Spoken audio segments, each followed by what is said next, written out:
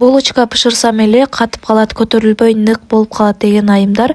Ушул рецептти сактап алып жана жасалуу сырларын да өзүңүзгө сактап алыңыздар.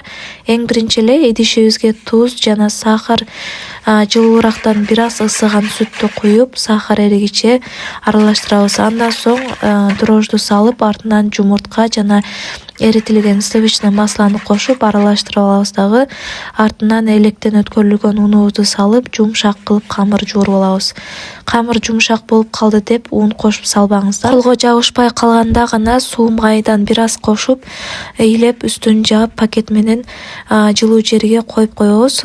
Бир сыйра көтөрүлгөн соң кайра дагы бир сыйра ыйлеп, кайра ачыганга коюп коебуз.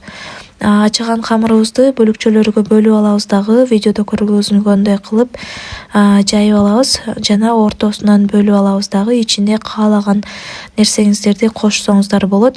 Творог же болбосо варёный сгущенка дагы колдонсоңуздар болот. Булочкалерди түйүп бүткөн соң расстойкага коебуз. Духовкага идишибизге суу коюп койсок, жылыгандан соң ошол суунун үстүнө булочкалерди коюп койсок, сонун болуп көтөрүлүп чыгат.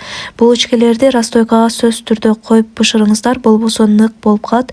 Анан дагы булочканы бышыраарда духовканын градусуна маани бериңиздер. Градусу өйдө болсо булочкалер көтөрүлбөй, бети катып калат. Бышкан соң ысык кезинде сироп же болбосо балдан сүртүп койсоңуздар, жалтырап булочкалериңиздер сонун чыгат.